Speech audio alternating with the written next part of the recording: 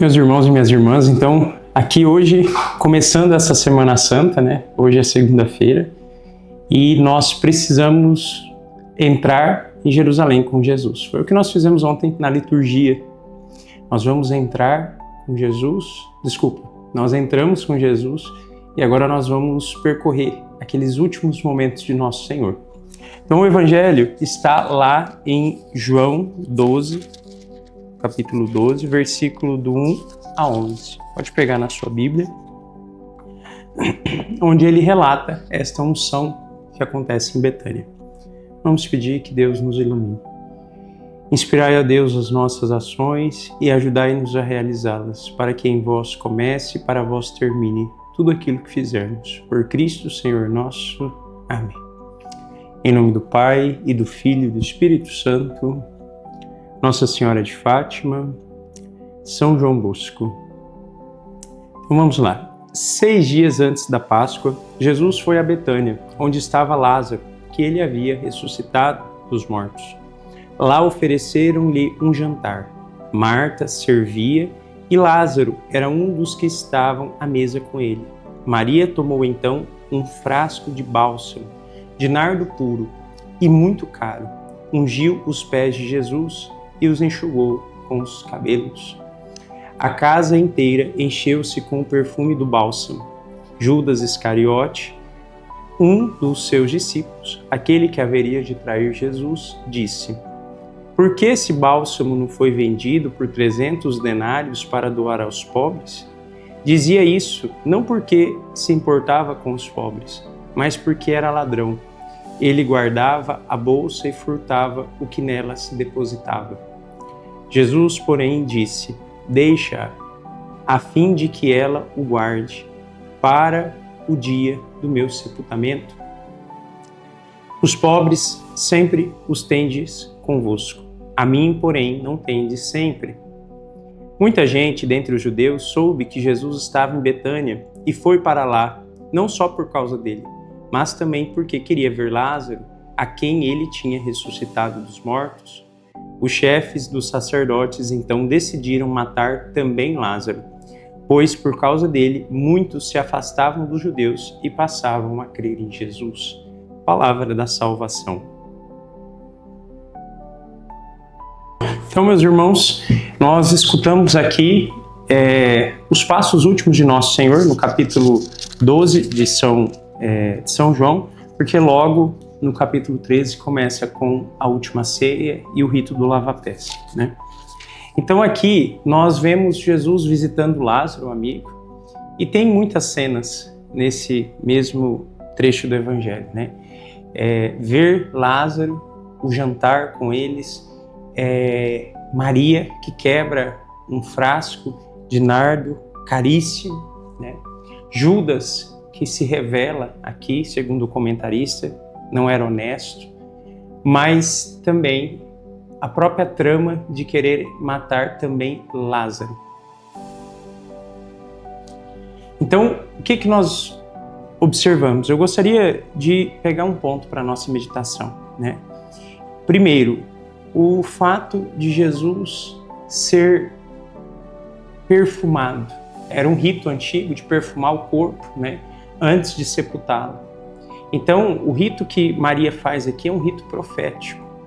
É um rito caro, né? Ele fala 300 denários. 300 denários seria um ano de salário de uma pessoa. Hoje, talvez se a gente fosse converter, posso estar chutando errado, mas imagine uns 15 mil reais de perfume ou mais. Então, algo caríssimo.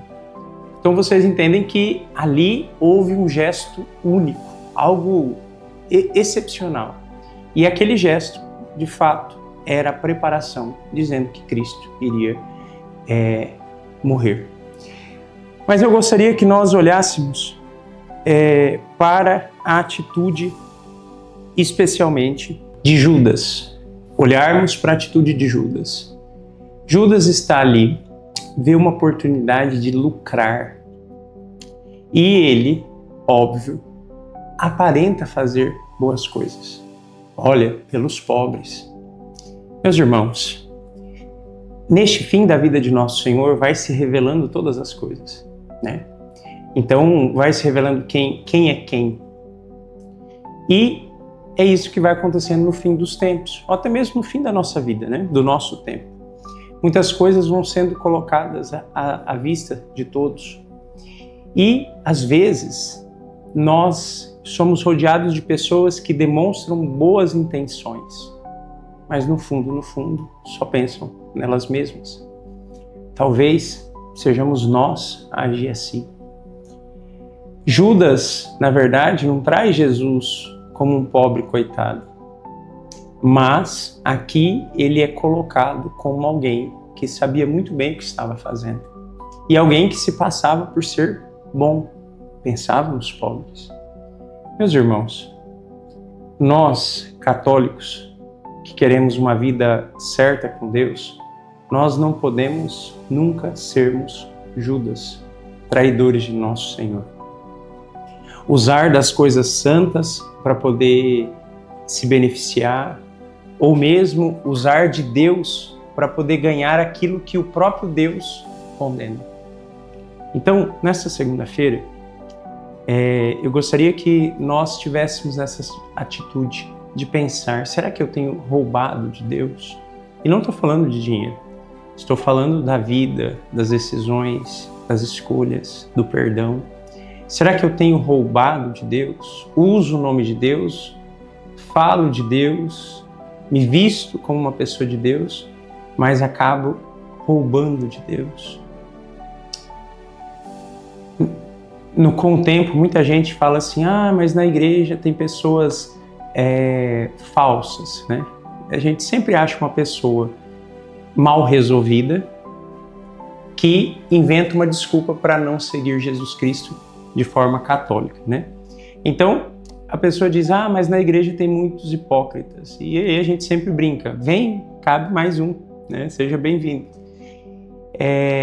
Meus irmãos, não é o erro de uma pessoa da igreja hoje que deveria nos escandalizar. De ninguém, nem mesmo do Papa. Lembrando que entre os 12 que Nosso Senhor escolheu, que Ele deu a missão sacerdotal, que Ele deu a comunhão do seu corpo e do seu sangue, o traiu. Se lá na igreja primitiva já era esta situação, imagine hoje. Ninguém vai dizer que não concordava com a estrutura apostólica porque Judas traiu Jesus. Então também ninguém pode falar, eu não vou na igreja porque tem alguém pecador, né? Por quê? Porque desde o início teve Judas. O que eu gostaria que nós observássemos é que Judas não é só uma pessoa, é um estado, é um jeito de ser, né, para nós. E Judas pode estar dentro do nosso coração.